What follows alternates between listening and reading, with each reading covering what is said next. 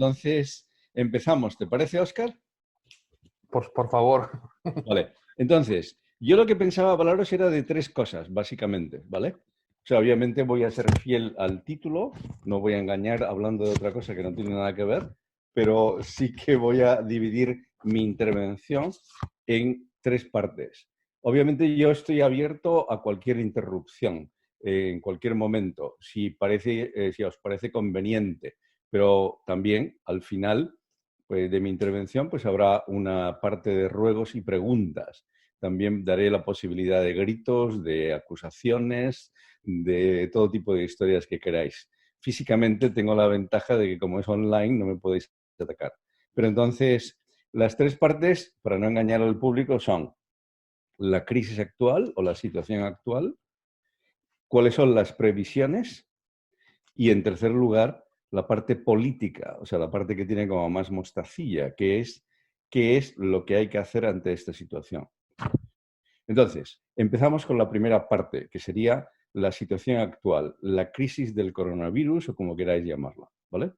Entonces, ¿qué es lo que sucede en estos momentos? Bueno, pues en primer lugar, a mí me gustaría comentar que esto es un hecho único en nuestra historia y probablemente un hecho único en la historia de la humanidad. Qué fuerte, ¿no? O por lo menos es un hecho único desde que nosotros tenemos información o desde que nosotros tenemos datos, como nos gusta a los economistas decir. ¿Por qué es un hecho único en nuestra historia? Pues porque es un parón de la economía. Y es un parón deliberado, en el sentido de que es un parón político. Es decir, que hay unas autoridades que han dicho esto se para. Es decir, que no es una catástrofe natural como puede ser un tsunami, ni es tampoco una crisis financiera, como suelen ser tradicionalmente las crisis, ni es una crisis producida por una guerra, sino que en este caso hay una pandemia, pero deliberadamente unas autoridades han dicho, señores, estado de alarma, parón de la economía. Primera característica, por lo tanto, que es un parón voluntario, digamos, en el sentido impuesto por las autoridades políticas. Y en segundo lugar, es global. Es decir, no es solamente aquí en España, no es solamente en Navarra, no es solamente en Europa, no es solamente en Estados Unidos, sino que esto es en todo el mundo. Y esas dos características hacen que esta crisis sea única. Entonces vamos a darle aquí un toque negativo. Al ser única y no tenemos, digamos, información de qué es lo que hay que hacer en estas situaciones, porque la economía funciona mucho basada en la experiencia de lo que ha sucedido en otras épocas, de lo que ha sucedido en otros años, de situaciones parecidas. Esta, sin embargo, no lo sabemos. Por lo tanto, aquí hay un punto que siempre hay que tener en cuenta cuando uno estudia esta situación, que es el reconocimiento de nuestra ignorancia. También es verdad que los economistas estamos acostumbrados a esto, pero en este caso es como más claro. Es decir, al no haber información, registro de qué es lo que ha sucedido en otros momentos, en esta situación tenemos un gran grado de incertidumbre, que también es una palabra que repetiremos, que por lo menos hay que darle mucha importancia. Bien, tampoco esto quiere decir que nosotros no sabemos nada, porque es verdad que hay situaciones muy parecidas y por lo tanto algo sabemos, ¿vale? Después, otro tema que también me gustaría comentar es sencillamente que la crisis actual, la crisis que estamos viviendo y la que se prevé, no es comparable a la crisis del año 2007 y 2008. ¿Por qué? Pues porque la crisis de 2007 y 2008 es una crisis financiera, típicamente financiera. Es decir, la crisis financiera produce una caída de los activos de las empresas, de los bancos, de los ciudadanos, y eso hace que al tener un patrimonio inferior, lo que ellos consideran que era su riqueza, de pronto se ha visto reducida. Sin embargo, en este caso, lo que se produce es técnicamente una crisis de oferta, que tiene después sus repercusiones en la demanda, pero que claramente su inicio es de oferta. De oferta quiere decir sencillamente que se ha parado la actividad. Es decir, por decirlo con otras palabras, hemos dejado de trabajar, ¿vale? William, me alegra verte porque veo que estás tomando un vinito y así yo no soy el único que toma aquí cervezas. Me alegra tu solidaridad con el, con el conferenciante. Entonces, después también es, por lo tanto, bueno, también otro tema que quería también citar es que es distinta a la crisis del 29. Es verdad que la crisis del 29 es la crisis más severa de la cual nosotros tenemos, digamos, información o lo que nosotros tenemos registro, pero esta crisis es distinta, porque la crisis del 29 también fue una crisis básicamente financiera, con unas repercusiones después en muchos sentidos, pero es básicamente una crisis financiera. Por lo tanto, nosotros estamos ante un escenario que, aunque puede tener repercusiones financieras, pero su origen es claramente una crisis de oferta. Como he dicho antes, la gente ha dejado de trabajar. La gente no va a trabajar como iba hace un mes, como iba hace un mes y medio, como iba hace 2 meses. Sino que ahora de pronto, como todos sabemos, por nosotros personalmente, familiarmente, lo que queráis, la gente no va a trabajar y por lo tanto se produce una caída de la oferta. Y además hay otra característica y es que esto no afecta a todos por igual. Es lo que técnicamente los economistas llaman es un comportamiento o una crisis asimétrica. Claro que cuando es simétrica, cuando a todos más o menos nos afecta por igual. Esto es totalmente asimétrico. Claro, ¿no? Por ejemplo, a Mercadona no le viene nada mal. Sin embargo, a La Piedra, lugar habitual de nuestras reuniones, pues le ha sentado a cuernos, ¿no? Es decir, tiene que hacer un ERTE, no se sabe qué hacer. Un amigo mío, por ejemplo, se consideraba una persona rica porque tenía 9 restaurantes. Bueno, no está mal. De hecho, yo quería su amistad debido a que, hombre, una persona con 9 restaurantes puede alegrar nuestra vida, ¿no? Sin embargo, este hombre tiene en estos momentos unos problemas muy serios. ¿Cómo esto es asimétrico? Lo podéis ver en uno de los documentos que yo os he dejado del Banco de España, donde ahí se ve la caída del desempleo en distintos sectores. Y ahí se ve cómo sectores como la hostelería pues, está siendo castigado severamente. Y además puede ser castigado severamente en el futuro. Es decir, que puede tener el periodo más largo de todos los sectores. Hemos oído hablar también muchas veces por la prensa, por los medios de comunicación, cómo esta crisis puede afectar especialmente a la economía española porque es una economía muy basada en el turismo. Por lo tanto, el turismo es uno de los sectores que va a tener mayores caídas en su actividad, ¿no? Por lo tanto, nosotros, ante todo esto, digamos, yo quería repetir brevemente cómo es nuestro escenario. Nuestro escenario es una crisis única, es un parón de la economía político, en el sentido, no me refiero a los partidos políticos, obviamente, sino que la decisión es política, es decir, se actúa por los ciudadanos diciéndoles, señores, aquí hay un problema más serio que la economía, que es la salud. Lo primero que hay que hacer es que muera el mínimo número de personas y, por lo tanto, hay que parar una actividad económica en beneficio de la salud de la población. Está claro que estoy de acuerdo. Pero esto puede influir en cuándo se pone o cuándo vuelve la economía del país a recuperar su actividad. Y esas son decisiones políticas. Y luego hoy, luego dentro de un mes, luego dentro de 2 meses. Y está claro que toda querer preservar la vida de los ciudadanos, que es tremendamente loable y obviamente me apunto totalmente, tiene unas repercusiones económicas. Por lo tanto, es un parón de la economía. Nunca se había dado una crisis de este tipo y además es global y afecta de una manera asimétrica a los distintos sectores y nos impone un grado de incertidumbre bastante alto. Y esto es un asunto, este es un tema que a la economía siempre le preocupa, cuando la incertidumbre es muy alta. También me gustaría comentar en esto un fenómeno que tiene que ver tanto con la salud como con la economía, que es la importancia de los datos. Es decir, estamos leyendo en la prensa todos los días, pues que si hay tantos infectados, que si hay menos, que si hay más, etcétera, etcétera. Eso también tiene que ver con la economía.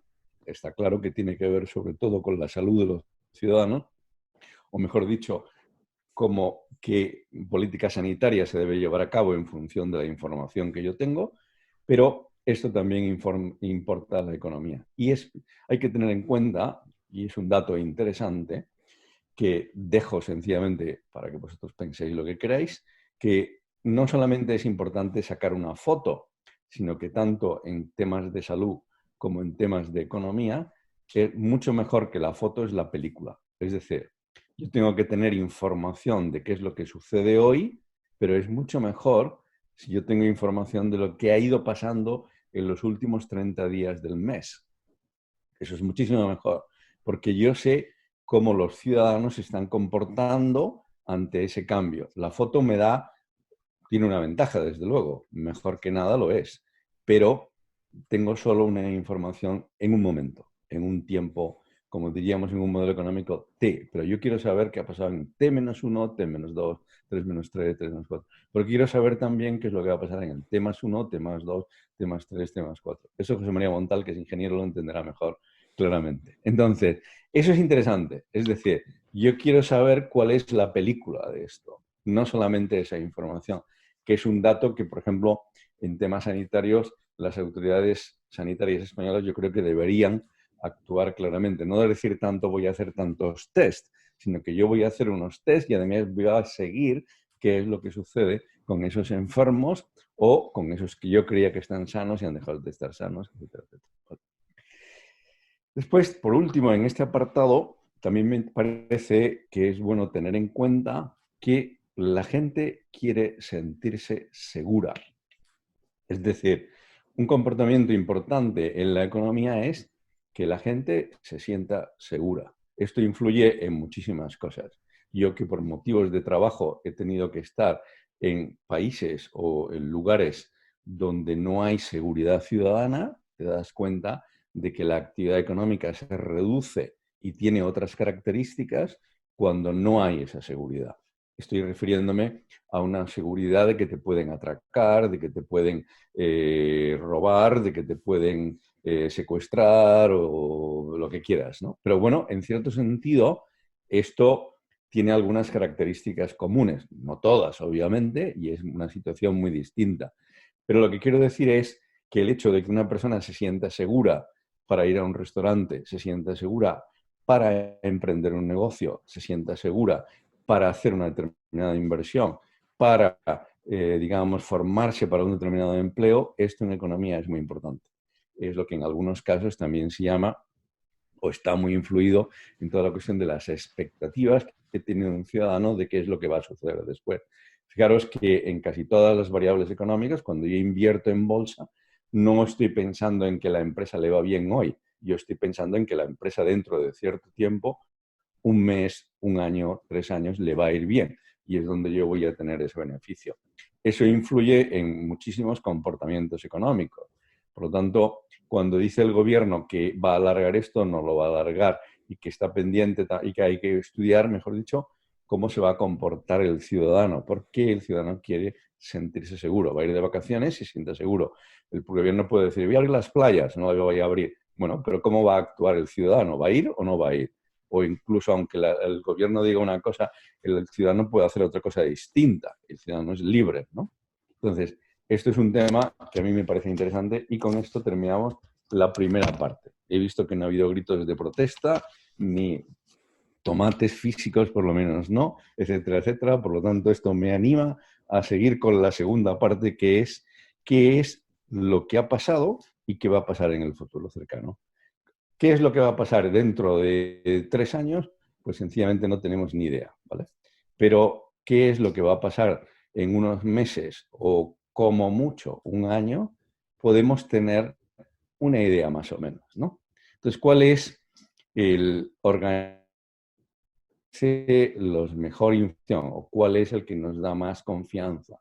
¿Cuáles tienen los mejores técnicos? Pues a nivel internacional, el Fondo Monetario Internacional, y a nivel nacional, a nivel de España, pues el Banco de España. Son las dos instituciones que claramente, a mí personalmente y a muchísimos profesionales, yo diría que la gran mayoría le ofrecen garantías por su solidez, por los años que llevan trabajando, por la cualificación técnica de sus profesionales, etc. Bien, por eso yo os he dejado una documentación que es el World Economic Outlook y unos vídeos que podéis ver en la página web del Fondo Monetario Internacional y después un documento muy interesante, aunque más técnico, de lo que dice el Banco de España recién salido, todavía calentito, digamos, ¿no? Que es un análisis de la economía española. Yo voy a hacer, obviamente, un brevísimo resumen, no me voy a meter en las cuestiones técnicas, pero sí que es el documento que me ofrece mayor garantía. Entonces, ahí claramente, nada más empezar, te dice que se prevé un retroceso del Producto Interior Bruto español en 2020 sin precedentes, lo cual ya te asusta, ¿no? Es empezar a leerlo, ¿no? Cuando te dice sin precedentes en nuestra historia. Cuando el Banco de España se refiere a nuestra historia, quiere decir cuando ellos tienen datos fiables, ¿no? Porque es verdad que desconocemos, hay periodos anteriores que puede haber digamos, reducciones del PIB superiores, pero no tenemos esa información y por lo tanto todo lo que dice es el retroceso del Producto Interior Bruto español en 2020 sin precedentes. Nuestra historia reciente, por decirlo de alguna manera, ¿no? Entonces, el documento del Banco de España hace o lleva simultáneamente dos enfoques distintos, dos trabajos totalmente distintos. Un enfoque de oferta, que es el que yo me voy a detener un poco porque esto es una crisis de oferta, y después sigue el modelo que tradicionalmente sigue el Banco de España, que es un modelo econométrico que tienen desde ya hace unos cuantos años, que es el modelo trimestral del Banco de España, lo que ellos llaman el MTBE, ¿vale? Bueno, yo no voy a explicar las características, lo que tiene es que en vez de estudiar la oferta, estudia la demanda. Esto en economía, por unas nociones básicas, hasta Luis Montal lo sabe, es que es dos caras de la misma moneda. En el fondo tú puedes calcular el PIB por la oferta, puedes calcular el PIB por la demanda. Entonces, da igual. Más o menos es lo mismo a este nivel de cervezas y de viernes por la tarde, no sé, lo podemos equiparar. Entonces, ¿qué nos dice? Pues lo que nos dice es que ellos dibujan tres escenarios. Avisan también claramente que esos tres escenarios están hechos en función de las hipótesis que han hecho al principio. Es decir, ellos han establecido unos supuestos, por decirlo mejor, han establecido unos supuestos y en base a esos supuestos hacen unas previsiones. Pero que claro, aquí, por decirlo de alguna manera, todo se puede mover. O sea, en un momento determinado pueden cambiar esos supuestos, no digamos algunos parámetros y tal, y entonces tenemos una situación distinta. Pero bueno, es lo que tenemos, lo más fiable, ¿no? Algo tenemos que decir.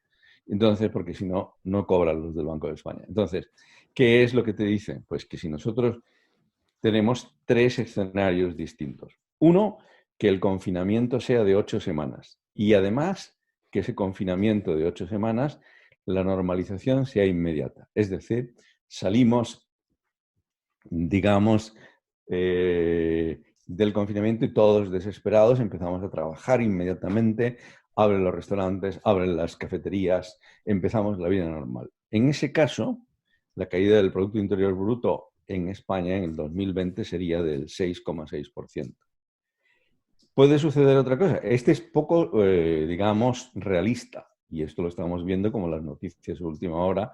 Hay que tener en cuenta que, claro, este informe del Banco de España salió hace unos días, pero está hecho, obviamente, hace ya una semana o dos o más, lo que sea. Tiempo que lleva la encuadernación, la corrección, etcétera, etcétera. El segundo escenario es que sean 8 semanas de confinamiento y la actividad económica se vuelve normal en el cuarto trimestre, ¿vale? En el cuarto trimestre del año, de este año. En ese caso, la caída sería del 8,7%. Y después, el tercer escenario es suponiendo que el confinamiento sea de 12 semanas y que además, a finales del año, es decir, en diciembre, todavía la actividad económica es incompleta. En ese caso, la caída del Producto Interior Bruto sería del 13,6%. Bien, en cuanto a ellos hacen la simulación que siempre hacen, digamos, la tradicional de ellos del modelo trimestral del Banco de España, la situación es más o menos parecida. Y después también me parece que aquí hay un dato interesante, y es que en el año 2021, digamos que por febrero o marzo de 2021, el PIB español sube, es decir, la economía española rebota, por decirlo de alguna manera, empieza a crecer fuertemente, porque la actividad ya empieza a normalizarse, pero no llega a recuperar los niveles que hubiera tenido en el año 2021 si no hubiera habido coronavirus. Es decir, las previsiones del modelo trimestral del Banco de España que hicieron en el 2019 darían que el Producto Interior Bruto del 2021 sería un 3% superior al que vamos a alcanzar nosotros en una de las tres situaciones. ¿Eh? Es decir, que teniendo en cuenta la situación, si se produce cualquiera de estas tres, en marzo, abril, mayo de 2021, nosotros nos recuperamos, pero no llegamos a alcanzar el nivel que hubiéramos tenido si no se hubiera producido el coronavirus. Nos quedamos un 3% por abajo. ¿Vale? Y además, eso quiere decir que la deuda pública será del 7%, perdón, el déficit público será del 7% o del 11%, es decir, menos 7% o menos 11% en ese, digamos, entre esas dos posibilidades, y el nivel de deuda pública, calcula el Banco de España, sería de la deuda pública sería del 110% del PIB al 120% del PIB. ¿De acuerdo, señores? Bueno, creo que esto merece que me tome un sorbo de cerveza para poder seguir hablando. Te la has ganado, Luis.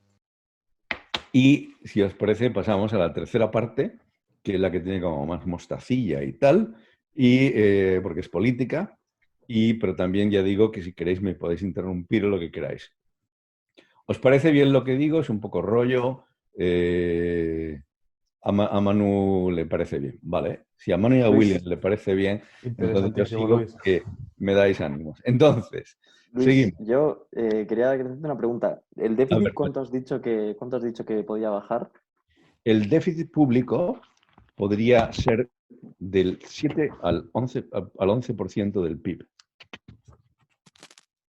No está mal. ¿Vale? Te sonríes, Toño. Entonces, no, muchachos, nos espera una unos meses, podríamos calificar de entretenidos. Entonces, política, vale. Pues aquí hay una cuestión que me parece importante dejar claro. Lo digo sobre todo para algunas personas que yo considero un poco extremistas políticamente, aunque puede haber alguno entre mi audiencia, pero me da igual, estoy dispuesto a discutir y aclarar. Se va a producir clarísimamente un aumento del déficit público, perdón, del gasto público. Eso es indudable, ¿vale? Y además incluso es bueno que se produzca, económicamente hablando, ¿vale? Otra cosa es cómo se lleva a cabo ese gasto público, que obviamente estaríamos dispuestos a hablar cuando queráis. Pero todo el mundo, digamos, sensato, por decirlo de alguna manera, aunque esto hay algunos que le puede molestar, obviamente, pero el consenso en general, por decirlo más suavemente, es que se va a producir un aumento del gasto público. ¿Por qué? Bueno, pues porque lo mismo que cuando tú tienes una situación de crisis sanitaria como la actual, lo que más te interesa es que no se mueran los ciudadanos, pues económicamente no te interesa que se mueran los ciudadanos, económicamente hablando. Veo que Toño se ha aumentado, forma parte del grupo. Entonces, ¿qué es lo que estoy diciendo? Pues que obviamente aquí vienen, en cuanto a los ciudadanos, la recientemente discutida en la prensa de la renta básica, la cual yo voy a defender si es necesario una renta básica temporal, pero que creo que es necesaria o que sería una buena medida de política económica. Y después, a nivel empresarial, pues está el ejemplo del apoyo a las pymes. Digo las pymes porque suelen ser las que tienen menos aval para pedir créditos en los bancos, por ejemplo. Está claro que empresas como Repsol, como el Banco de Santander, como el BBVA, pues dada su diversificación, tamaño, etcétera, pueden aguantar el vendaval con más fuerza, ¿vale? Entonces, lo que se trata, por lo que yo digo, que hay una parte en que, digamos, todos estamos de acuerdo, o dicho de otra manera, lo lógico es que todo el mundo, o digamos, el consenso es que hay que evitar los muertos económicos a nivel individual y a nivel empresarial, y eso para evitar se va a producir un aumento del déficit público. En cierto sentido, no es igual, está claro, pero es como ahora mismo tú tienes que curar a los ciudadanos, te cueste lo que te cueste, aunque tenga hospitales colapsados, etc. De alguna manera, la lógica que hay detrás de, esta argumentación que estoy utilizando es la misma, ¿vale? Ya digo que esto no quiere decir que la renta básica sea permanente, ni quiere decir que la subvención a las empresas tenga que ser permanente, ni historias de este tipo. Cuidado. Después, un tema que sí me parece que es importante en política es que hay que tener un plan de qué es lo que se va a hacer. Aunque después la situación sea distinta, pero es mejor tener un plan que no tenerlo. Es lo mismo que ahora te dice con frecuencia. Es que no teníamos un plan para el coronavirus, pero claro, es que nadie lo esperaba. Vale, y en este sentido yo exculpo a las autoridades políticas. Pero lo que no es excusable es el no tener un plan de salida de la crisis cuando esto se ve claramente que la crisis se va a producir y que por lo tanto es mejor tener un plan, ¿vale? Claro, ¿qué es lo que sucede? Que por todo esto que hemos comentado antes, a mí me gustaría comentar básicamente como 2 o 3 puntos de política, porque esto si no puede ser infinito, ¿no? Pero teniendo en cuenta que llevamos, son las 7:30, pues vamos a comentar 3 cosas. Una, que es la necesidad de dinero del gobierno, la conocida deuda pública. ¿Cómo pago, cómo consigo yo ese dinero? ¿Vale? Porque claro, este dinero me lo tienen que prestar a mí los mercados, los inversores internacionales, etcétera, etcétera. Bueno, yo quería destacar aquí que ahí es muy importante un tema en economía llamado credibilidad. Lo vamos a explicar. Es decir, la gente te presta dinero cuando tú eres creíble. Si tú eres una persona que tienes un expediente por los años pasados de que te comportas bien, la gente tiene tendencia a prestarte más dinero. Lo digo porque esa credibilidad es incluso más importante que la cantidad. Es decir, un país como Inglaterra ha tenido momentos en su historia en que ha tenido un déficit, una deuda pública de casi el 200% de su PIB, pero tenía credibilidad. Es decir, los inversores internacionales le han prestado dinero. Sin embargo, hay países que con una deuda pública inferior a esta, como no tienen credibilidad, los inversores internacionales no le prestan dinero. En esto yo creo que un error que se ha cometido en España es el no tener una política de consolidación fiscal. La consolidación fiscal lo que te viene a decir sencillamente es que cuando te va mal entras en déficit público y cuando te va bien tienes que tener superávit. Y esto sí que es claramente, en mi opinión, criticable el gobierno actual porque antes de la crisis del coronavirus, ¿os acordáis de los viernes sociales estos, historias de este tipo, la negociación con los distintos partidos, yo te regalo, yo te llevo, yo te hago un favor, etcétera, etcétera, este sector me interesa políticamente, etcétera? ¿Qué es lo que haya sucedido? Pues que en un momento en que el gobierno español tenía que tener superávit, ha estado aumentando el déficit y ha negociado con Bruselas, y la buena noticia es que Bruselas me ha concedido que aumente el déficit. Vale, ahora lo vas a tener, ahora es el problema por el cual básicamente los holandeses no quieren los coronabonos, etcétera, etcétera. ¿Vale? Por lo tanto, lo que yo quería decir es que no hay una política de consolidación fiscal y esto lo vamos a pagar. Entonces, claro, aquí podríamos entrar, pero si queréis lo podemos las preguntas o lo que queráis, pues toda esta cuestión de la posición de Holanda, que parece muy dura, que si es así o no es así. La palabra ahí crucial es obviamente la mutualización. Bueno, sencillamente es porque una cosa es la deuda que tú tienes y otra cosa es el riesgo de esa deuda. ¿Qué riesgo, qué percibo yo de ese riesgo? ¿No? Ese riesgo, ¿dónde está? ¿No? Está en España, está en Europa, eso cambia mucho. Y Bueno, un tema también que me parece, bueno, sí, bueno, y también ya lo estáis viendo como la prensa empieza a salir también la prima de riesgo de Italia, de España, etcétera. Bueno, esto está obviamente relacionado con nuestra política económica, con el grado de credibilidad que nosotros tenemos comparado con nuestros socios europeos. ¿Vale? Segundo punto que me parece interesante, la reforma del sistema productivo. Bueno, la economía española tenía que haber llevado a cabo, en mi opinión, una reforma del sistema productivo. ¿Qué es lo que quiero decir con esto? Bueno, pues que tienen que haber sectores más flexibles. Por ejemplo, tiene que haber una mayor, digamos, utilización de las nuevas tecnologías, la conocida digitalización de la economía española. Bueno, pues esto puede ser no solamente por motivos de seguridad en este caso, sino también por toda la parte de productividad de la economía. Bueno, pues puede ser, como se suele decir, bueno, esto puede ser una oportunidad para sacar adelante una mejora en la economía española. Es decir, de esta situación de crisis se puede sacar una cosa muy buena, que es decir, vamos a modernizar la economía española. Claro, para esto hace falta un consenso. Y ese consenso en España en estos momentos no está claro. Me estoy refiriendo al consenso político de todos los partidos políticos del espectro, porque se trataría de hacer un cambio importante de la economía española.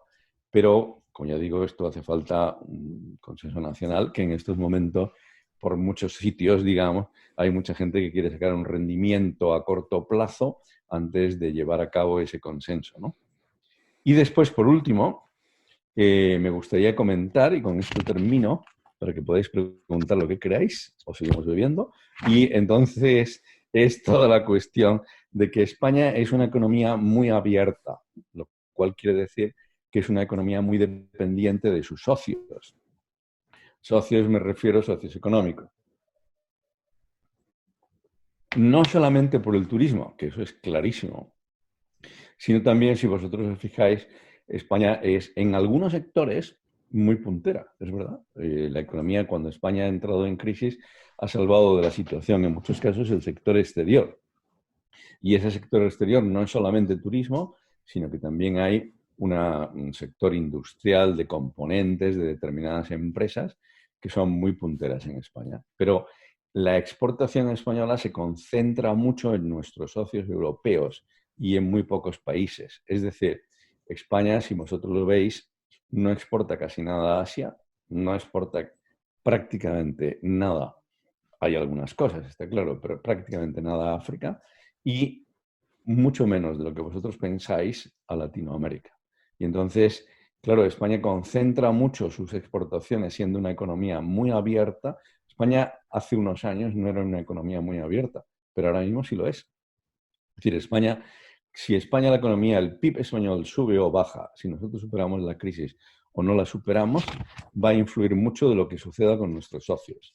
Esta fase de Merkel esta mañana, o que yo por lo menos leía esta mañana, de tenemos que ayudar a los europeos porque a Alemania le va a ir bien si le va bien a los europeos, en el caso español es casi más evidente, podríamos decir, porque nuestro comercio exterior, nuestras inversiones, las entradas, por lo tanto, de salidas, de entradas de capitales, va a depender mucho de nuestros socios cercanos, la Unión Europea, los países árabes un poco, Estados Unidos, etc. ¿Vale? Bueno, con esto, señores, creo que ya os he dicho. He pretendido no aburriros, pero obviamente si queréis, estoy abierto a todo tipo de preguntas, acusaciones, insultos, lo que queráis. Bueno, Luis, por cierto, antes de pasar al turno de preguntas, que claro, eso del online a veces a uno le despista, sobre todo en inicio. Por supuesto, agradecerte por habernos dado esa interesantísima charla. Y una cosa importante que también me había olvidado, imaginaros lo despistado que he ido hoy a la cerveza de los viernes. Claro, como puede ser que este vídeo grabándose lo vean miles de millones de personas en nuestras redes sociales, mencionar brevemente que Luis, aparte de ser el director del ENCID, que traducido mal al español sería Centro de Desarrollo Internacional, Es profesor y catedrático de Economía Internacional de la Facultad de Ciencias Económicas en la Universidad de Navarra. Podría tener una charla completa para explicar un poquito qué ha hecho Luis, ¿no? Que son muchas cosas. Y con esto ya paso a preguntas. Me pido primer. Adelante, William. Bueno, yo llevo muchos días, estos días, gracias a Dios, pues yo tengo más tiempo libre porque ya a última semestre de carrera tengo menos cosas que hacer. Entonces llevo bastantes días mirando muchas cosas con respecto a estos temas. Vale, entonces, a mí me gustaría hablar de lo que has dicho con respecto al gasto público. O sea, yo aquí tengo mi opinión. Yo puedo, y bueno, sigue siendo la opinión mía de una persona que sabe, pero no tanto. Yo creo que el gasto público, yo estaría dispuesto, por ejemplo, respecto al gasto público, mantenerlo o incluso aumentándolo un poco, siempre y cuando se recorte todo el gasto superfluo que hay. O sea, hay una serie de subvenciones, claramente hay muchos ministerios actualmente que no tienen funcionalidad. O sea, mismamente el Ministerio de Universidades está diciendo que ellos no tienen nada que hacer, que son las universidades los que tienen las cosas que hacer. Entonces, yo podría estar de acuerdo con mantener el gasto público a este nivel o incluso aumentarlo un poco siempre y cuando se recorte gasto superfluo. Y luego, otra cosa que también sigue siendo respecto a este tema, todo esto va al hilo, todo lo que creo, o sea, esto es mi opinión, etcétera, etcétera. Con respecto a las ayudas a autónomos, empresas, etcétera, etcétera. O sea, yo creo que los planes de estímulo que pueda tener el gobierno hacia la producción de las empresas, oferta-demanda, no puede ser tan efectiva como lo puede ser una reducción de impuestos o una suspensión temporal de impuestos. Y hablo, o sea, suspensión, no retraso en el pago, que es lo que se están planteando, porque al final si la deuda, o sea, si tú debes algo al Estado, si debes el impuesto de sociedades, si debes el IVA, o sea, por ejemplo, mi tío se ha visto en la situación de que ha tenido que pagar el IVA del primer trimestre, él tiene una cafetería y efectivamente tenía que pedir un crédito. Si te ves en esa situación de que suspendes un impuesto y lo retrasas en el pago, vas a seguir debiéndolo. Entonces, yo no creo personalmente que un plan de estímulo por parte del gobierno sea tan bueno como, en vez de tener que pagar para que me lo devuelvan, reducir lo que yo doy para tenerlo en el bolsillo y dejar ese gasto, dejar de tener ese gasto por el camino. Y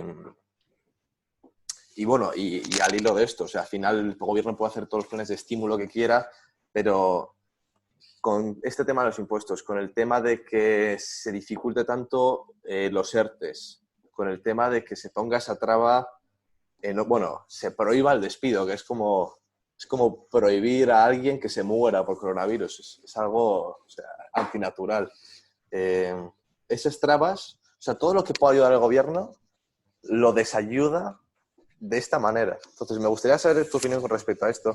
Y bueno, yo sé que se está haciendo en muchos países. Por ejemplo, yo sé que en Praga, por ejemplo, en República Checa, sí que se ha suspendido temporalmente el pago de las cotizaciones de autónomos y el pago de estos impuestos, o al menos se ha reducido el tipo impositivo.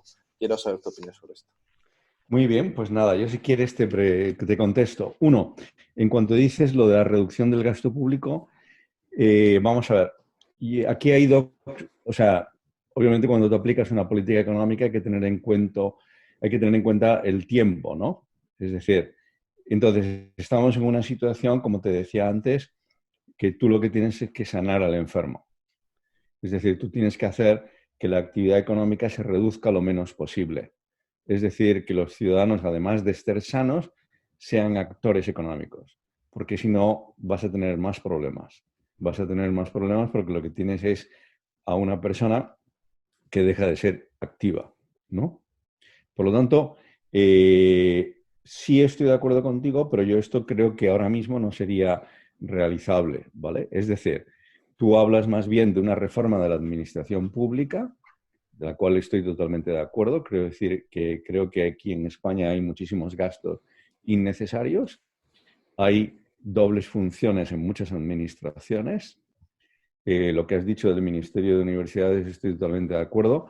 Ten en cuenta que ayer o antes de ayer teníamos conferencia de prensa del ministro de Universidades donde vino a decir más o menos que no había hecho nada. Pero si tú estás en cualquier cargo y dices en una rueda de prensa que no has hecho nada, pues probablemente lo que suceda es que te vayas, ¿no? Bueno, aquí sin embargo seguirá sin problemas, ¿no? Quiero decir, que lo ha comentado él mismo, ¿no? Ha intentado buscar un acuerdo, pero no se ha conseguido nada. Por lo tanto, él mismo, a mí me parece el propio Ministerio de Universidades, muestra su inoperancia, digamos, o digamos cómo está claramente duplicado en muchas funciones, ¿vale? Por lo tanto, es un gasto innecesario. Totalmente de acuerdo. Aquí sí que me parece que es interesante, como se ha hecho también en algunos países, que creo que esto es muy bueno para la población, y es que los políticos en algunos casos han reducido los sueldos, ¿no? Bueno, esto es obviamente la reducción del gasto público en este caso no es muy importante, es mínima, pero sí da obviamente una señal de ejemplaridad que yo creo que en estos casos siempre es buena y que sería fantástica en España, en mi opinión, ¿vale? Después, en cuanto a lo que dices, por lo tanto, sí a una reforma de la administración pública, pero desde luego el momento no es el más oportuno en ese sentido, porque hay que, digamos, hacer que el enfermo sane y una vez que esté sano ya se aplican las reformas convenientes. Dos, en lo que dices de los impuestos, totalmente de acuerdo. Ten en cuenta que los mismos impuestos se llaman el impuesto de actividad económica. Entonces, cuando no hay actividad, ¿por qué tengo yo que pagar unos impuestos? Porque entonces es un poco contradictorio que yo tenga que pagar unos impuestos por una actividad que yo no estoy llevando a cabo, y además yo no estoy llevando a cabo porque tú, autoridad pública, me impides llevarla a cabo. Por lo tanto, aquí viene qué lógica hay detrás de esto. Por lo tanto, esos impuestos deben ser sencillamente eliminados. Si tú has impuesto que no haya una actividad, perdón, si has impuesto en el sentido de que si has ordenado que no haya una actividad económica, tú no tienes por qué pagar esos impuestos. Esta es mi versión del tema, totalmente de acuerdo. Y en cuanto a lo que dices del ERTE, pues es verdad, ante una situación determinada. El prohibir el despido, pues es pura retórica, o sea, eso es puro populismo. Y entonces entramos, si fijáis un poco, las medidas de política económica que el gobierno dio al principio del confinamiento eran bastante razonables. Sin embargo, las medidas que empezó a rectificar o que añadió una o dos semanas después, sí que eran claramente populistas. Uno puede deducir claramente que hay la influencia de determinados políticos o determinado partido político que están influyendo en las decisiones. También a lo que tú comentas yo añadiría que esa incertidumbre o ese cambio no beneficia a la economía. Cualquier agente económico, empresario, ciudadano, lo que quiere es una seguridad en las decisiones. Cuando hay cambios continuos, eso perjudica. Esta es mi opinión. Luis, te quería preguntar si nos podías dar alguna pincelada a nivel a raíz del último que habéis comentado, William y tú, de empleo. No sé si quizás por ser la crisis distinta y ser asimétrica, esto que has comentado, y no ser tan financiera, si previsiblemente de cara a futuro pues va a ser distinto a nivel de creación o recuperación de empleo, etcétera. Vale, entonces, históricamente, vamos a ver, España tiene una característica, y es que, o es una característica en los últimos años, ¿no? Vamos, últimos años me refiero 40, 50 años, llámalo como quieras. Y es que en los momentos de crisis destruye muchísimo empleo y en los momentos de auge de la economía crea mucho empleo. Y esto es lo que vosotros podéis leer en la prensa o buscáis en las hemerotecas, de que en el momento en que España entra en una crisis, España destroza empleo, ¿vale?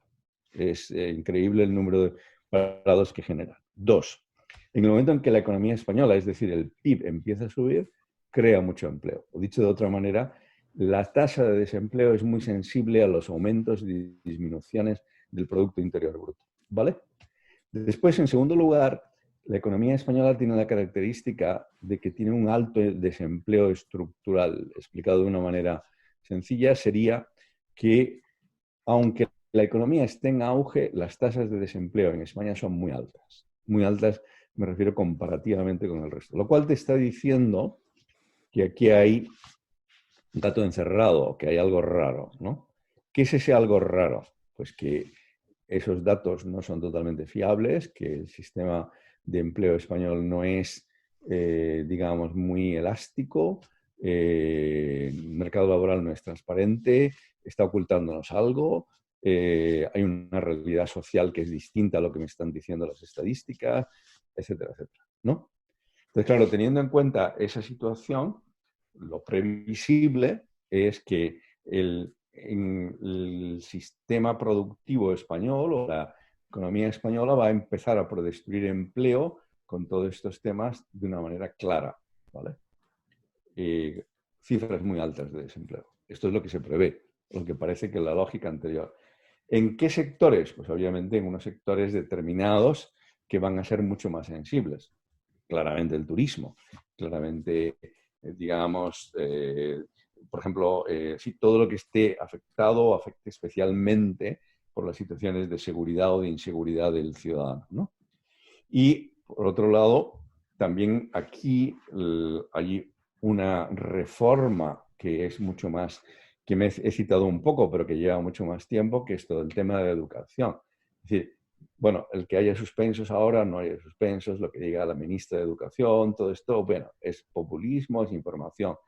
Pero lo que hace falta de una vez en España es que haya una educación que no se cambie y que vaya a facilitar que los jóvenes españoles especialmente tengan una entrada en el mercado laboral. Y ahí es todo lo que me he referido antes de la reforma del sistema productivo. Toda reforma del sistema productivo lleva, lógicamente, unido a esto una reforma del sistema educativo, porque nosotros estamos, digamos, sacando de nuestras aulas gente joven que tiene que buscar un trabajo. Por lo tanto, si nosotros queremos aumentar nuestra productividad en la economía española y queremos mejorar nuestro nivel de vida y sobre todo en estos momentos mantenerlo, pues obviamente tenemos que ir hacia esos sectores que he citado antes, que son competitivos internacionalmente. Pero para eso hace falta una reforma en ese sentido. Es decir, y aquí sí que entra mucho la parte de política, es decir, hay un problema que yo he querido exponer sobre todo en la segunda parte, que es lo que nosotros nos espera en el futuro, pero obviamente hay toda una cuestión muy importante que es qué políticas vamos a utilizar nosotros para entrar. Lo que he dicho antes, si un ciudadano, un agente económico individual, un ciudadano o una empresa está muriéndose, pues no cabe duda que yo tengo que aplicarle oxígeno. Ahora, en el momento en que esa persona es activa, yo lo que tengo que hacer es que esa persona produzca y por lo tanto no es cuestión de subvenciones o de ayudas o de temas de este tipo, sino lo que hay que hacer es que esas personas, ellos, las personas individualmente y las empresas, sean competitivas. Luis, una cosa, referente al punto que has dicho antes, de eso de tener un plan, ¿no? Que lo que se achaca al gobierno es que no tienen un plan. Bueno, ahora están proponiendo todo esto de el gran pacto para la reconstrucción, ergo pacto de la Moncloa, haciendo un poquito referencia a la transición. Pero, claro, ¿eso qué impacto impacto real va a tener en la economía? Por un lado, sin olvidar que está el señor Iglesias de vicepresidente y efectivamente, si las medidas del gobierno fueron razonables cuando petó el estado de alarma, claro, se han visto también un poco eso, diluidas porque hay presión por parte de ese partido a hacer cosas populistas, como has dicho. Claro, ¿eso qué impacto va a tener? Porque nos lo están vendiendo, menos todo día por los radios, sí, como que va a ser la gran reconstrucción, pero lo único que veo es que hay conflictos en que Casado no le han avisado y no sé qué. Entonces, ¿esto va a ser un pacto de reconstrucción económica o es otra propaganda política? Vale, todo esto que tú has comentado es muy importante. No tanto en la dirección que tú dices, que a mí me parece obviamente importante, pero quería unirlo sobre todo a una parte que yo hablaba antes de credibilidad. Es decir, hay que tener en cuenta que si nuestra deuda pública sube al 120% del producto del PIB, obviamente ese dinero nos tiene que prestar alguien, ¿vale? Entonces, esos futuros agentes económicos, fondos de inversión, hedge funds, llámale lo que quieras, ¿no? Fondos de pensiones, te van a prestar dinero, lo que ellos van a prestártelo en función de la credibilidad que tú tengas, ¿no? Lo que quiero decir con esto es sencillamente que lo que acabas de comentar no viene bien a nuestra credibilidad. Es decir, tú eres creíble cuando te muestras unido y cuando tienes un mensaje. Pero si tú no estás unido y lo que estás buscando son unas cuotas de poder a corto plazo y al mismo tiempo eso lo estás cambiando, lo que estás mostrando es claramente una debilidad. No hay que olvidar, como ya tuvimos una de nuestras cervezas de los viernes, que el populismo se caracteriza porque es débil, pero quiere mostrar una fortaleza. Y para mostrar esa fortaleza crea un enemigo claramente al cual atacar, ¿no? Entonces, aquí se están buscando como echarle la culpa a otra persona. Claro, ¿para qué? Para yo dar una imagen de fortaleza que en la realidad no tengo. Esto se lo cree el pueblo, pero los inversores internacionales no se lo creen. Es decir, que hay una diferencia. El pueblo se deja llevar más por las noticias, los bulos, los rumores, lo que quieras. Pero un analista internacional sí que esto lo va a mirar mucho porque sencillamente si no hace una buena inversión le van a echar a la calle. Por lo tanto, por la cuenta que le trae, él va a buscar todas las letras pequeñas de esas futuras inversiones, ¿vale? Y relacionando con la pregunta anterior, en economía un factor muy importante son los incentivos, ¿vale? Es decir, es verdad que uno puede trabajar más o menos por virtud. Es decir, una persona puede ser laboriosa o no hacer. Bien, eso es interesante, está claro. Pero en economía, sobre todo, lo que interesa es qué incentivos estoy yo poniendo. Claro, si el incentivo, por ejemplo, con todo esto de las notas, bueno, es que ante estos problemas todos los alumnos van a pasar. Vale, ¿qué es lo que puede suceder? No es que el malo pase o no pase, o el que tenga unos inconvenientes para estudiar la lección correspondiente, es que el que es bueno puede dejar de estudiar, porque dice, bueno, aquí nos van a medir a todos por el mismo rasero, ¿no? Esto en economía influye mucho, es decir, si yo no me queda más remedio que trabajar para ganarme el dinero, yo voy a trabajar. Pero si no si me van a dar el mismo dinero si yo no trabajo, pues no nos olvidemos que el sistema comunista es tan nefasto que se cargó a Prusia, uno de los pueblos más trabajadores del mundo. Y sin embargo, la historia reciente de la unificación alemana nos demuestra cómo este populismo o estas teorías, estas utopías, pues como al final terminan en desastres. Tienes el ejemplo de Prusia, tienes el ejemplo de Venezuela. Las manifestaciones que hay en Venezuela no son por el coronavirus. Las manifestaciones que hay en Venezuela es porque la gente está pasando hambre. Pero eso es porque se ha establecido un sistema de carencia de incentivos. Por otra parte, es muy humano. Es decir, yo trabajo para mí, para mi familia, ¿cuándo voy a ser recompensado? Si no soy recompensado, un problema también, por ejemplo, de la corrupción, que no se habla con frecuencia de este tema. ¿Cuál es uno del gran problema de la corrupción, en mi opinión, aparte de los problemas legales, morales, lo que quieras? Pues es que te está creando unos incentivos nefastos. Es decir, cuando yo establezco una corrupción sistémica, pues yo voy a confiar más en mis amigotes en saltarme la ley que en trabajar. Eso te está creando entonces inmediatamente, eso te baja el PIB de un país, obviamente. Por lo tanto, cuidado con las medidas de política económica. Es muy importante establecer unos incentivos correctos, es decir, unos incentivos de tal manera que el ciudadano trabaje, que el inversor busque inversiones seguras, que la empresa invierta en el futuro, apueste por el futuro en sectores que van a ser claramente que van a beneficiar al país en su conjunto, etcétera, etcétera. Por eso la política económica es muy importante, porque es la que es muy sensible a las actuaciones de los ciudadanos. Por eso todo esto que se está diciendo de utopías, esto que se acaba de comentar antes, es que vamos a prohibir el despido, ¡oh, fantástico! Y tal. Es como yo digo, el próximo decreto que nos puede venir es, señores, se prohíbe en España a los pobres. Vale, muy bien, pues no. La pobreza ha sido prohibida por decreto ley. Esto se ha hecho en algunos países de estos, no estoy diciendo tonterías. Yo quiero decir solo una cosa de 10 segundos, que para que veamos a la credibilidad que puede que nos estemos sometiendo en España. Hace unos días Irene Montero, en una conversación con el prestigioso asesor económico de Nicolás Maduro, dijo que para España el referente es Argentina. Y el día después tuvo la suerte de que de que Argentina se declaró insolvente con un tipo de interés del 30% y que dijo que no iba a pagar la deuda. O sea, para que veáis que esta es la credibilidad a la que nos sometemos. Una vez más, la historia argentina. No, pero precisamente por esto, quiere decir, lo que es un poco el ejemplo que yo he puesto antes, ¿no? Que ponían también estos en el vídeo que os he dejado de la Fundación Rafael del Pino, que lo comentaba, me parece que era Jesús Fernández de Villaverde, que es un buen amigo. Entonces, bueno, él se está poniendo un ejemplo que es obvio, es decir, Inglaterra ha tenido en algunos momentos unos niveles de deuda elevadísimos, pero los inversionistas les han prestado dinero. ¿Por qué? Porque saben que Inglaterra va a pagar. A Argentina, ¿por qué la gente no le paga?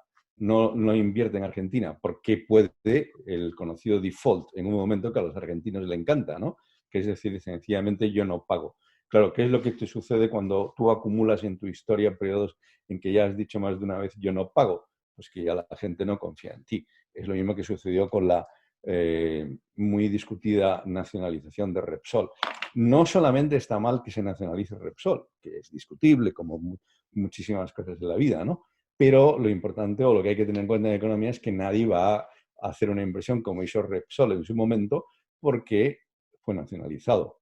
Es decir, que o sea, la historia es importante en la economía siempre y el comportamiento, el pedigrí o tu, digamos, la información que tú tengas, tus records, como dicen estos, de tu actuación económica cuenta. Esto es lo que yo me refería efectivamente en la credibilidad, que no es tanto la cuantía es importante, cuidado, no estoy diciendo que no sea importante. La cuantía de la deuda pública es muy importante, pero creo que más importante que la cuantía de la deuda pública es la credibilidad que tú tienes. Yo tengo un apunte sobre esto y es, tú hablaste, Luis, de la simetría, bueno, la simetría entre sectores, pero también va a haber una clara simetría entre estados, por la capacidad de endeudamiento que tiene cada uno. Pues Estados Unidos tiene una capacidad mayor, pero al fin y al cabo todo el mundo quiere tener su dinero allí. Y el problema, y eso está ligado con la credibilidad, es que España cada vez tiene una menor credibilidad, por lo tanto su capacidad para traer dinero es menor. Y todo esto unido a la campaña que se ha realizado de carácter político contra Holanda y Alemania, por el tema de todos los eurobonos y todo eso, ya se empieza a vislumbrar ahí las consecuencias políticas de esa asimetría. Como ya empieza a sonar el discurso de pasó en 2008, como los países del sur se vieron más afectados, ahora pasa de nuevo, ¿no? Sobre todo sectores populistas, tanto de izquierda como de derecha, porque en Italia también lo están propugnando. Entonces, esa asimetría puede tener consecuencias políticas de cara, por ejemplo, a la Unión Europea. No sé qué opinas de esto. Fijaros una cuestión, me gustaría comentar dos hechos históricos que pueden ayudar a estos temas que estamos hablando. Por una parte, la crisis de 2007-2008 es una crisis producida en Estados Unidos, es una crisis que, digamos, provoca el país más rico del mundo y es una crisis claramente financiera que se inicia con todos los problemas del real estate, ¿no? ¿Qué sucede en los años siguientes? Es decir, ¿qué sucede en el año 2010, 2011, 2012, 2013? Pues que entra muchísimo dinero en Estados Unidos, cuando la lógica sería que saliera dinero de Estados Unidos. ¿Por qué entra tanto dinero en Estados Unidos, aunque es el país que inicia la crisis? Pues está claro, porque es el que ofrece mayor seguridad. Es decir, en un momento cuando hay turbulencias, cuando hay marejadas, cuando hay tormentas, ¿dónde va el dinero? A lugares seguros. Por lo tanto, en el año 2011, 2012, 2013, fue a Estados Unidos, ¿no? Y había otro ejemplo que se me ha olvidado en estos momentos, pero que también... Suiza, ¿no? Por ser Alemania. ¿Cuál?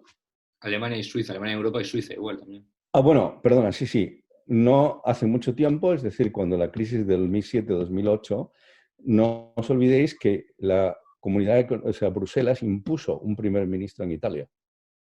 Para que veáis que las repercusiones políticas, perdón, la ayuda financiera tiene también influencia política. Es decir, forzó un cambio político en Italia, os acordaréis. Es decir, cómo llevó a cabo un cambio político en Italia impuesto desde Bruselas. Esto en España no se llegó a hacer y como también en Grecia la Comunidad Económica, o sea, la Unión Europea impuso unos cambios políticos en Grecia. No os olvidéis. Es decir, que puede suceder que todo este juego que estamos teniendo en estos momentos, si queremos dinero de Bruselas, las autoridades de Bruselas digan, fulanito, fuera del gobierno. Puede suceder.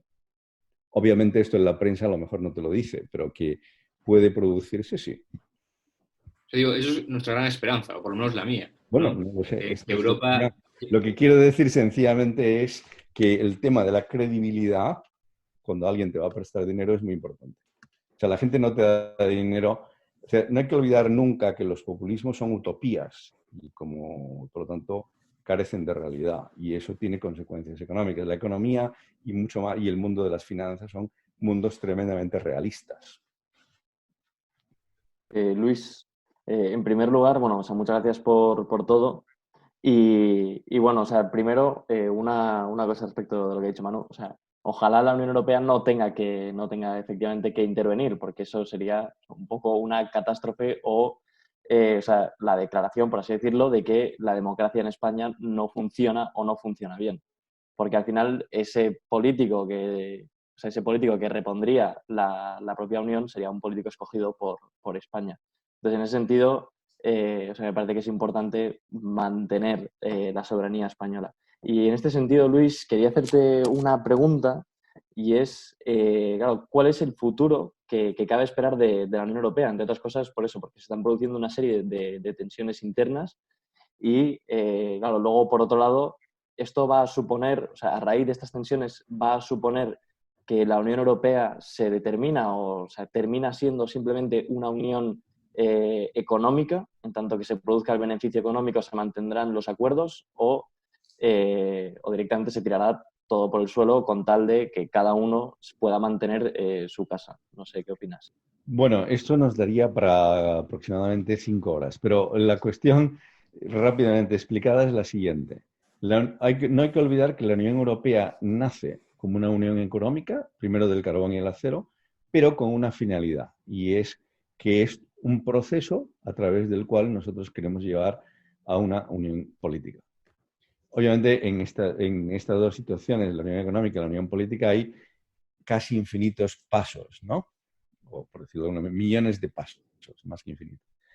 Claro, todo esto ha ido evolucionando. Lo conocido de la Unión Europea se fortalece cuando hay crisis, es decir, se crea una Unión Europea más fuerte cuando se produce una crisis. Por lo tanto, esto también podríamos decir que es una oportunidad para llevar a cabo una mayor Unión Europea, ¿correcto? Pero claro, en los temas económicos se mezclan muchas veces con los temas políticos. ¿Qué me estoy refiriendo? Que tú tienes una Unión Europea con estados muy distintos en su comportamiento. Es decir, uno nada más que tiene que ver las indicaciones del gobierno de Holanda y las indicaciones del gobierno de España para el comportamiento de los ciudadanos, ¿no? Y cómo se comportan unos ciudadanos y cómo se comportan otros, ¿vale? Esta es la realidad. Es decir, es verdad que existen unos ciudadanos del norte y unos ciudadanos del sur. E incluso en Holanda, como una vez me comentaron, hay holandeses que consideran que África empieza en Bélgica. Dicho de otra manera, lo realmente europeo es de Holanda, incluido, claro, para arriba, ¿no? Bueno, son dichos, son maneras, son cosas de decirla, ¿no? También puede decir que empieza África en los Pirineos, en Despeñaperros, donde quieras, ¿no? La realidad es que África está por abajo del estrecho de Gibraltar y eso es lo que nosotros aprendemos en geografía. Pero lo que quiero decir con esto es que esto es un reflejo cultural, es un reflejo de la cultura de esos países que se expresa con estas frases, ¿no? En un momento determinado. Es decir, tú tienes claramente una unión, llámale asimétrica, y con países muy distintos y comportamientos distintos, ¿vale? Pero que al mismo tiempo tú quieres llevar a cabo. Esto es lo que yo decía antes de la mutualización, porque claro, ¿qué haces tú cuando hablas en finanzas de mutualizar un producto financiero como puede ser un bono? Claro, tú estás buscando dinero para que gente te compre ese bono y por lo tanto tú estás colocando deuda pública en este caso, pero la confianza la estás distribuyendo entre mucha gente. Es decir, tu credibilidad la estás compartiendo con otros. Es lo mismo que sucedió cuando España renunció a la peseta y se incorporó al euro. Claro, técnicamente hablando, ¿qué es el euro? El euro no deja de ser el Deutschmark. Es decir, señores, ¿por qué el euro es fuerte? Pues porque está Alemania, que seamos claros, ¿no? Es decir, lo que hemos vestido, hemos llamado de otra manera, tenemos el Banco Central Europeo, etcétera, pero la influencia del Deutsche Bank perdón, del Bundesbank en el Banco Central Europeo no es la misma influencia que puede tener el Banco de España. Eso es obvio, ¿no? Entonces, ¿qué quiero decir con esto? Que tú estás buscando, claro, ¿qué pasó en estos momentos? Que en esos momentos que España pide una credibilidad, se engancha a la credibilidad de Alemania para crear el euro y por tanto se pone fuerte. Eso significa que tenemos una moneda fuerte y unos tipos de interés muy bajos, ¿vale? Eso beneficia a la economía. Esto es algo lo que ahora te queremos hacer otra vez. Es decir, señores, si queremos salvar la unión, vamos a, digamos, mutualizar, vamos a compartir esos riesgos. Lo que yo quiero decir sencillamente es que no hagamos demagogia de esto. Es decir, yo no creo mucho en los buenos y los malos. Lo que creo es que el norte tiene unos defectos y uno tiene unos problemas y unas ventajas, y el sur también. Pero esa demagogia en la prensa y el decir nosotros somos buenos, los holandeses no son solidarios, historias de ese tipo, eso es retórica, y retórica un poco barata. Entonces, lo que hay que hacer aquí es ponerse de acuerdo y todos contribuir a dar esa credibilidad. Y entonces, en ese caso, la mutualización. De todas maneras, como dicen en la sesión que os he mandado de la Fundación Rafael del Pino, en la cual estoy de acuerdo, si se crean los coronavirus, tampoco de ahí van a venir unas cantidades inmensas de dinero, porque obviamente las autoridades del norte o de las holandesas o alemanas no son tontas, ¿no? Entonces, si eso se produce, pues tampoco ahí va a haber una cantidad de dinero increíble, y además serán, como ya le han dicho a Sánchez, no va a haber deuda perpetua, va a haber una deuda por un momento determinado y se acabó, ¿no? Y además, por otra parte, señores, si nosotros queremos beneficiarnos de eso, pues solamente eso solo es posible si hay una cesión de soberanía. Bueno, que esto es lo que tenemos que tener. ¿Estamos dispuestos a ceder a la soberanía o no?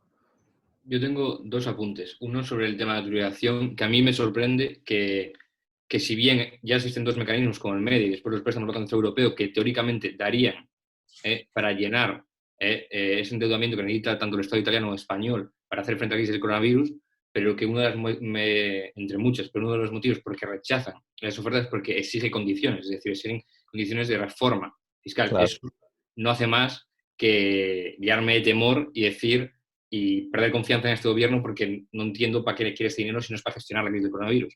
Y otra punta aparte es sobre el ingreso mínimo vital que tú, Luis, comentabas antes. Yo lo puedo aceptar porque yo creo, intento tener una visión siempre pragmática y ajustar a las circunstancias, que creo que en política siempre mandan, pero a tu adjetivo de temporalidad yo le añadiría el de condicionalidad, porque por un lado yo no estoy dispuesto, como decía la teoría económica, a pagar a los surfistas de Malibú, y también mi objetivo, como es ingreso mínimo vital, es que las bolsas de pobreza se reduzcan y se acaben, y no, como está intentando este gobierno con medidas populistas, el de crear redes clientelares, que me parece gravísimo. Ya en el mismo mensaje que mandaba el Partido Socialista hablaba de nosotros financiaremos, como si el rey estuviese dirigiendo a los súbditos. Eso a mí me parece, espeluznante. Sí, ahí te podría añadir una cuestión que es, son ya las casi cuarto, lo digo porque en algún momento tendríamos que cortar, aunque yo estoy encantado con vosotros.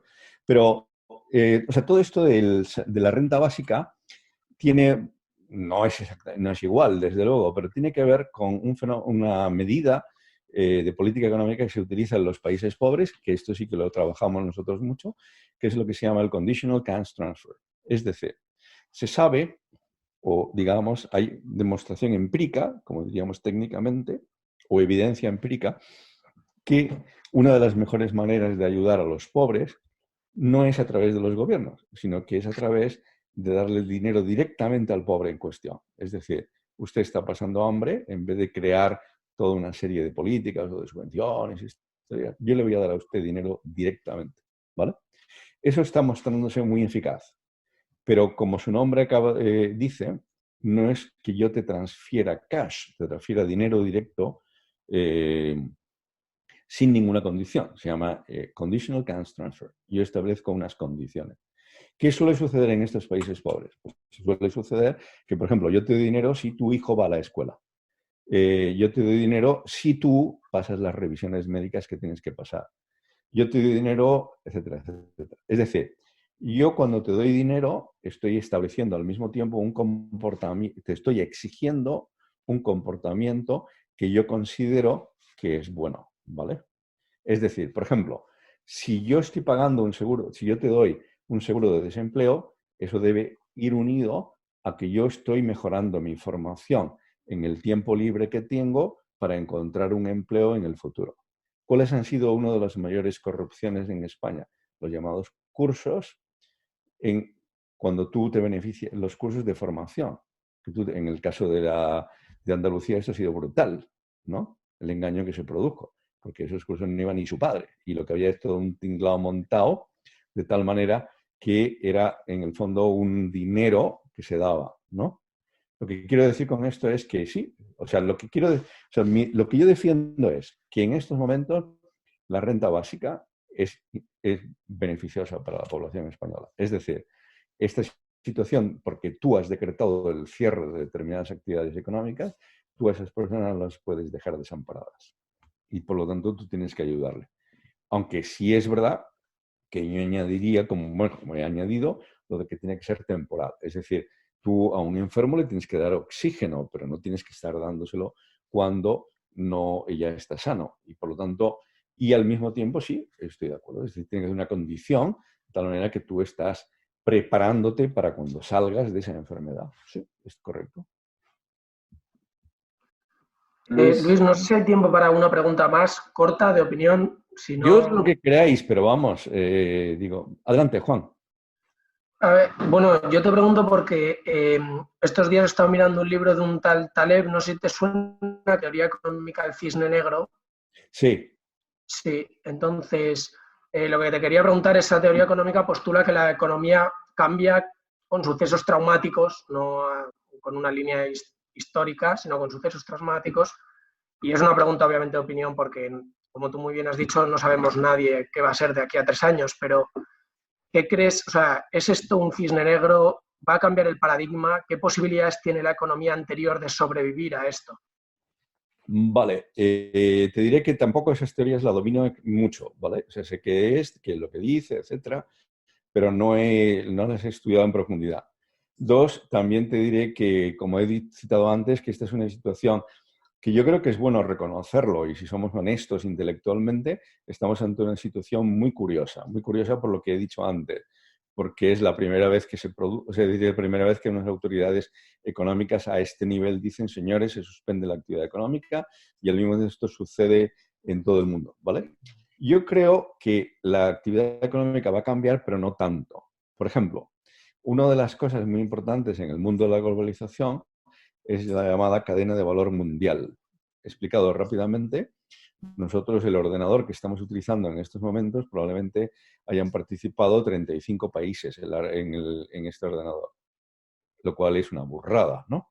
¿Eso se va a acabar? No, pero sí que va a haber muchas más medidas de seguridad, muchas más medidas de... Bueno, la misma inteligencia artificial está haciendo esto, está provocando esto. Pero por ejemplo, aunque esto no tiene nada que ver con el coronavirus, pero sí lo va a cambiar por motivos del desarrollo tecnológico. Los países pobres, muchos de ellos viven de los llamados call centers, ¿no? Entonces, en esos call centers es que tú llamas a Vodafone y te están contestando en Perú. Y tú llamas a Telefónica y te están contestando en México o en Ecuador o tal, ¿vale?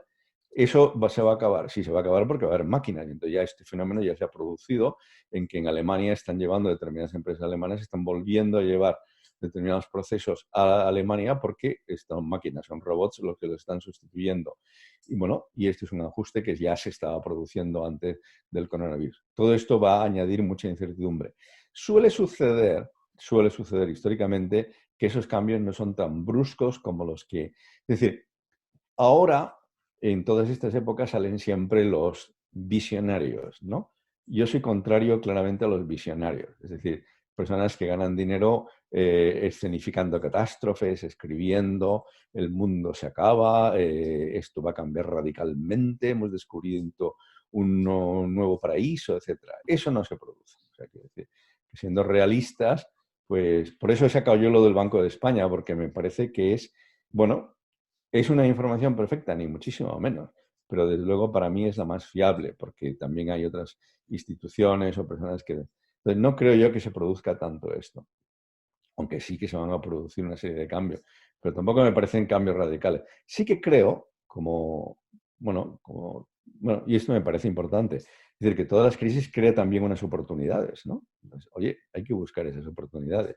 Y eso es bueno. Es la conocida frase de Schumpeter de que el hombre, no, es la creación destructiva. ¿Se van a destruir determinadas actividades económicas? Sí, pero también se van a crear otras nuevas. Entonces, oye, adáptate a la nueva situación, ¿no? Esta es mi opinión. Perdone. ¿Sí? Adelante. Sí. Es que yo hace unos días pues estaba hablando con gente, ya también lo he hablado con Isa, pues también lo ha manifestado Manu, pues la preocupación de las medidas tomadas por el gobierno, es decir, la intención de las medidas que toma el gobierno.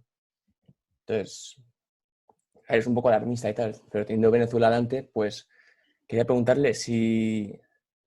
Espera, ¿cómo hago la pregunta? ¿Sabes? Es que le ha hecho Isa en el chat, pero... Es que... Isa no quiere preguntar entonces. No, es que Isa se ha tenido que ir. Entonces, ¿hasta qué punto, qué podemos hacer nosotros para evitar pues, que se use mal las estructuras que tenemos? Vamos a ver, yo creo que vamos a ver. Una cuestión importante aquí siempre es conocer la realidad. Esto lo estaba diciendo con la importancia de los datos y de seguir esos datos ¿no? Y no solamente hacer una foto, sino tener una película. Por lo tanto, es importante saber cuál es la realidad. 2, como también ha hablado uno de vosotros, creo que la William, cuando tú dices aumentar el gasto público, lo puedes aumentar de muchas maneras. Y cuando tú dices reducir el gasto público, también lo puedes reducir de otras maneras, ¿vale? Es decir, la actuación de las autoridades públicas sobre la actividad económica puede ser muy variada, aunque lo que digan aparentemente sea lo mismo. Es decir, no es lo mismo reducir impuestos a una empresa que dar subvenciones a una empresa que nacionalizar la empresa. Son tres cosas muy distintas. Es decir, tú puedes decir, no me pague usted impuesto como ha salido antes, ¿vale? Eso yo no estoy interviniendo para nada en la vida económica de la empresa. Yo estoy subvencionando a la empresa. Yo estoy de alguna manera condicionando la actuación de la empresa a través de mis subvenciones.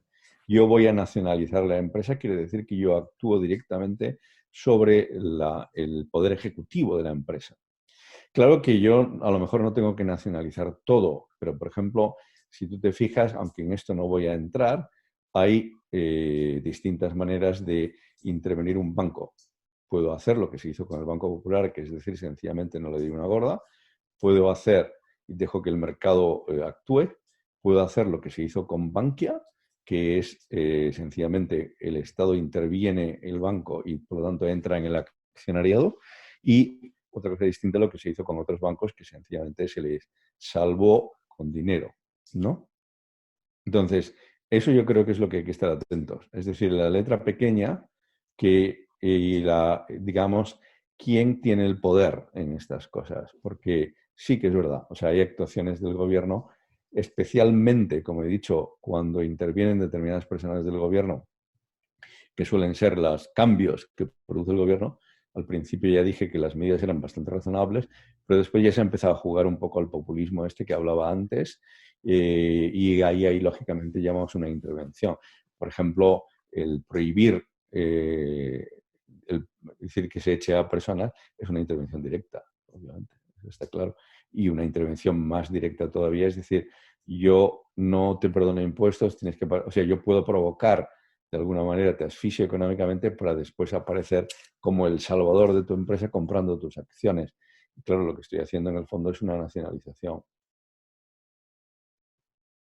Es importante, hay quien lleva la gestión. Y lógicamente, bueno, yo creo que la gestión mejor es la que lleva la gente privada siempre. Totalmente. Bueno, señores. Bueno. Óscar, nos vamos, ¿no? Luis, muchas gracias. Bueno, nada, nos vamos si queréis, vamos, yo como queráis, pero bueno, creo que hemos hecho 1:30. Sí. Tenemos un gran pack de información que obviamente se puede volver a ver en YouTube quien quiera. Y nada, Luis, pues eso, muchas gracias. Gracias a vosotros por escuchar. Gracias. Hasta otra.